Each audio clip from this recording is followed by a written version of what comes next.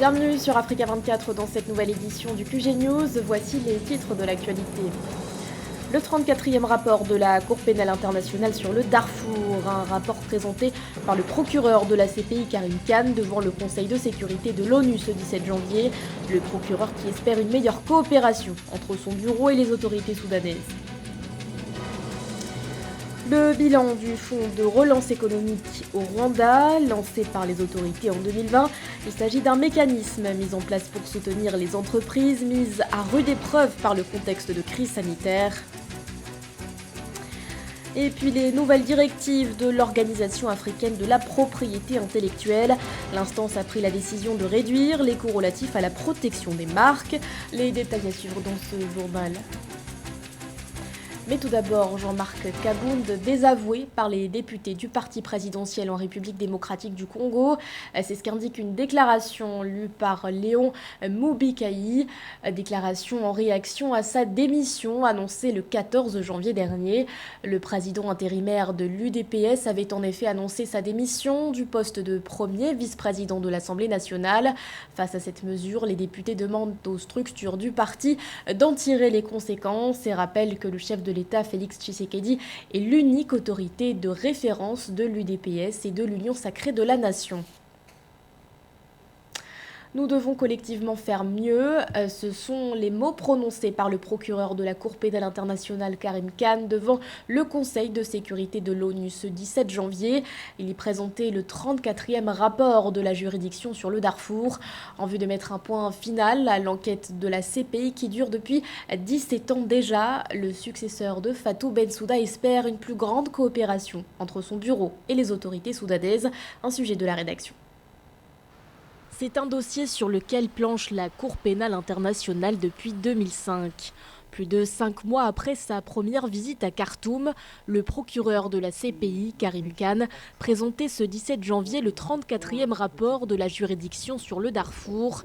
À l'heure où les victimes attendent toujours d'obtenir réparation, le successeur de Fatou Bensouda plaide en faveur d'une coopération plus efficiente entre son bureau et les autorités soudanaises. Le problème est le suivant. Si nous n'accélérons pas la coopération entre le gouvernement soudanais et mon bureau, les enquêtes se poursuivront. Si nous voulons tracer une feuille de route pour y mettre fin, en respectant les volontés du Conseil et celles des victimes, la coopération doit être renforcée.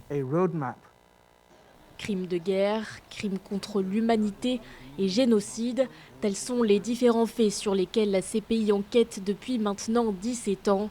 Une enquête jugée trop longue pour Karim Khan, alors que le conflit a éclaté depuis 2003 dans cette région située à l'ouest du pays. Selon l'avocat britannique, le coup d'État orchestré par les militaires le 25 octobre dernier a non seulement engendré une instabilité politique, mais a aussi freiné le travail mené par la juridiction. Une situation qui inquiète dans les rangs de l'ONU. Nous appelons à nouveau toutes les parties à faire preuve de la plus grande retenue, à s'abstenir de recourir à la violence et à mettre l'accent sur le respect des droits de l'homme, y compris le droit à la liberté de réunion pacifique et à la liberté d'expression. Malgré la lenteur des procédures judiciaires, des avancées ont néanmoins pu être réalisées. En août 2021, l'ancienne ministre soudanaise des Affaires étrangères, Mariam Al-Mahdi, avait annoncé que plusieurs anciens dirigeants allaient être remis à la CPI. Parmi eux, l'ancien président déchu Omar El-Béchir, renversé en 2019. En Tunisie, l'avènement du coronavirus est venu exacerber les difficultés économiques. Preuve en est, depuis 2010, la dette publique a sensiblement augmenté. À la fin de l'année dernière, elle se chiffrait à environ 33 milliards d'euros, soit près de 100% du PIB. Une tendance à la hausse qui devrait se poursuivre en 2022. Les explications de Joël Ballot. Entre 2010 et 2021, l'encours de la dette publique de la Tunisie a quadruplé, avoisinant les 33 milliards d'euros, soit l'équivalent de 85,6% du PIB à fin 2021 contre 38,8% en 2010. Selon la Banque centrale de Tunisie, cette hausse s'expliquerait par les paiements au titre du service de la dette publique qui dépasse 11,9% du PIB en 2021 contre 9,4% en 2020. La Tunisie a vu depuis une décennie justement son industrie et puis ses exportations diminuer drastiquement. Ceci se ressent surtout dans ces dernières années à cause de la pandémie de la Covid-19. Le secteur tertiaire, le secteur des services est en net recul et surtout le secteur touristique qui est l'un des moteurs de l'économie tunisienne. Selon la ministre tunisienne des Finances, Siem Boukdiri, la tendance haussière de la dette devrait se poursuivre en 2022 pour une somme de 5,7 milliards d'euros comme prévu par le budget de l'année 2022. Une nouvelle dette qui vise à couvrir les dépenses et les besoins de la trésorerie nationale. Le gouvernement, malgré les crises institutionnelles qui sévissent depuis 3 ans maintenant en Tunisie, il faudra que ce gouvernement s'attelle à ce que l'année 2022 soit un redémarrage du tourisme et puis des exportations tunisiennes pour que la Tunisie revoie justement ses exigences au point de vue financier pour que la Tunisie puisse s'en sortir convenablement.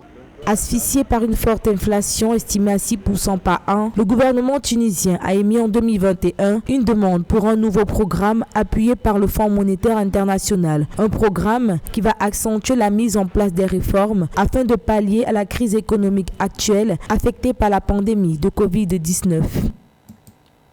Quel bilan pour le Rwanda après le lancement du Fonds de relance économique en 2020 ? Ce programme destiné à aider les entreprises affectées par le coronavirus semble avoir porté ses fruits. Il aurait notamment encouragé 78 investisseurs à démarrer ou étendre des projets. Les détails avec Nathalie. Le programme d'investissement et d'expansion lancé par le Rwanda en 2021 affiche un résultat supérieur aux attentes selon des déclarations du gouvernement. Les autorités rwandaises ont annoncé que ce programme qui visait des investissements tablés à 1 milliard de dollars a généré des apports financiers d'1,2 milliard de dollars destinés à la relance des petites et moyennes entreprises frappées par la crise sanitaire de Covid-19. Le Rwanda a véritablement investi dans son attractivité et aujourd'hui, en se mettant en mode projet, le Rwanda arrive à attirer des projets qui sont rapidement mis en pratique et qui bénéficient du dispositif légal qui est mis en place. Ce programme de facilitation industrielle a été suivi par 64 entreprises de transformation dans les domaines de l'agriculture, de l'élevage et du génie civil, entre autres. Elles bénéficient d'exonérations fiscales jusqu'en fin 2022 dans un contexte de croissance attendue de 5,7% de la production agricole ou encore 11,6% dans le secteur du bâtiment. Pour l'exécutif rwandais, le soutien aux entreprises contribue à la construction d'une économie inclusive et plus résiliente face aux chocs. Le Rwanda, comme vous le savez très bien, est un pays relativement petit, avec une économie relativement petite. Et donc, son dynamisme et sa diversité sont les seuls éléments qui peuvent lui permettre, dans le concert des grandes économies, de pouvoir tirer son épingle du jeu. Le programme de facilitation industrielle du Rwanda a permis la création de 27 394 emplois d'après des données publiées par le gouvernement. Un effort salué par les autorités dans ce pays qui a vu plus de 500 000 personnes tomber en dessous du seuil de pauvreté suite à l'impact de la pandémie de Covid-19.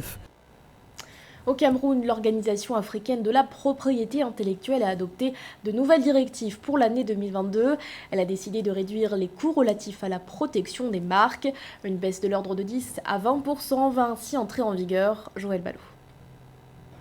Au Cameroun, assurer la protection et la publication des titres de propriété industrielle est l'une des fonctions assignées à l'Organisation africaine de la propriété intellectuelle, OAPI. Pour relancer ses activités après une année trouble, l'OAPI va procéder en 2022 à la réduction de 10 à 20% du coût pour les marques et le design des objets artisanaux et industriels. Désormais, pour protéger une marque à l'OAPI, il faut débourser au titre de la taxe de dépôt une somme de 360 000 francs, que la marque soit en couleur ou pas. Par le passé, il fallait payer entre 400 000 et 450 000 francs selon que la marque était en couleur ou pas. Ce qui fait une réduction de 90 000 pour la marque en couleur et 40 000 francs pour celles qui ne le sont pas. En plus de la baisse du coût de protection des marques, figure en bonne place dans le plan stratégique 2018-2022 le dépôt par voie électronique de demande de propriété intellectuelle. Autant de changements qui s'inscrivent dans la logique de l'institution d'innover, de se réinventer. Nous exportons la matière première qui nous revient sous forme de produits finis. Donc l'essentiel de ce que nous consommons en Afrique n'est pas fabriqué sur le continent africain, il est fabriqué à l'extérieur et donc la valeur ajoutée reste à l'extérieur. Le rôle de l'API est très important parce qu'il nous permettrait ainsi de développer notre secteur industriel par la sécurisation de toutes les innovations que les industries ont trouvées. Et quand vous sécurisez l'innovation, vous sécurisez aussi l'investissement parce que la recherche et le développement demandent beaucoup d'argent. Composé de 17 pays membres, l'OAPI se veut le garant de la propriété intellectuelle dans la sous-région en participant aux performances du service de développement des États membres. Dans le reste de l'actualité, 900 millions de dollars, c'est le montant estimé d'un accord conclu entre le Burundi et la Tanzanie. Ce partenariat concerne la construction d'une ligne ferroviaire de 282 km qui doit relier les villes d'Uvinza et Gitega. Un projet ambitieux aux enjeux importants, augmenter sensiblement les échanges commerciaux entre les deux États. Au niveau du financement, ce sont les deux pays qui devraient mobiliser les ressources nécessaires. Les attentats suicides ne cessent de se multiplier en Somalie. Ce 16 janvier, la capitale Mogadiscio a de nouveau été secouée par une attaque revendiquée par les Chebab. Attaque qui a fait plusieurs blessés, dont le porte-parole du gouvernement, Mohamed Ibrahim Moalimou. Le bureau du Premier ministre rassure, ces blessures ne sont pas graves. Zahra Mohamed Moutiou. Al-Shabaab revendique l'attaque de dimanche 16 janvier, dont le dernier bilan fait état de plusieurs blessés, parmi lesquels le porte-parole du gouvernement somalien, Mohamed Ibrahim Moalimou, blessé à Mogadiscio lors de cette attaque suicide qui visait son véhicule. 2 autres personnes auraient été blessées dans l'explosion.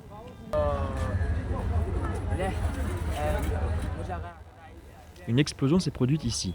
Je me suis précipité sur les lieux et j'ai vu Mohamed Ibrahim Moalimou du gouvernement blessé et allongé sur le sol.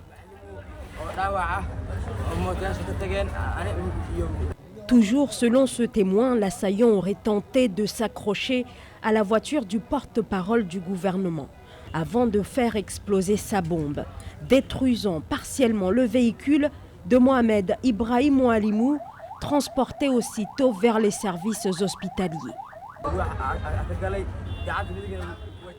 Les tuk-tuk à proximité sont partis d'ici et un autre a transporté Moalimou et l'a placé dans une voiture dans laquelle il a été transporté d'urgence à l'hôpital. Moalimou nous a dit « S'il vous plaît, emmenez-moi ».